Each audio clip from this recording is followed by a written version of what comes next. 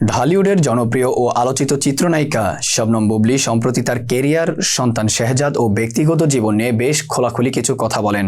সেখানে তিনি নিজেকে এখনও শাকিব খানের স্ত্রী দাবি করলেও বর্তমানে আলাদা থাকছেন এবং দুজনই সময় নিচ্ছেন বলে জানান।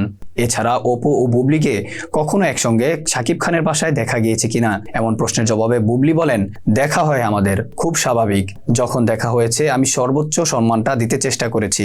ওই সাক্ষাৎকারে বুবলি জানান, একদিন শেহজাদ ও শাকিব খানকে নিয়ে তিনি যখন রুমে সময় কাটাচ্ছিলেন তখন সেখানে আব্রামকে নিয়ে নাকি অপু বিশ্বাসও হাজির হয়েছিলেন। এটি প্রকাশের পর থেকে এই নিয়ে গণমাধ্যমে ভিন্ন ভিন্ন তথ্য সামনে এসেছে, যা নিয়ে নতুন জল্পনার সৃষ্টি হয়েছে। পাল্টাপাল্টি নানা অভিযোগ নিয়ে সংবাদ মাধ্যমের কাছে এবার মুখ খুললেন অপু বিশ্বাস। তার ভাষ্যমতে বুবলির সঙ্গে দেখা হওয়ার দিন ছিল প্রথম রমজান, আর সেদিন আগে থেকেই জয়কে নিয়ে শাকিব খানের বাসায় ছিলেন অপু, আর বুবলি সেদিন শাকিবের বাসায় না, অফিসে এসেছিলেন, এমনটাই দাবি করলেন অপু।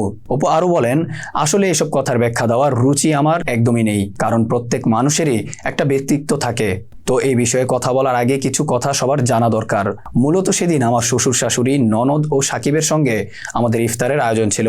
ইফতারের পর যতদূর মনে পড়ে সন্ধ্যা 7টার দিকে খাবার খাবে বলে সাকিব তার অফিস থেকে ফোন করে আমাকে জানায়। খাবারটা নিয়ে সাকিবের অফিসে যেয়েই দেখি শেহজাদের সাথে বুবলিও অফিসে এসেছেন, কিন্তু এটা বুবলি ভিন্নভাবে মিডিয়া উপস্থাপন করেছেন। সেখানে রুমে কোয়ালিটি টাইমের কথা কেন বলা হয়েছে তা আমি বুঝিনি। তিনি এসব বলে কি মিন করতে চাইছেন তাও জানি না।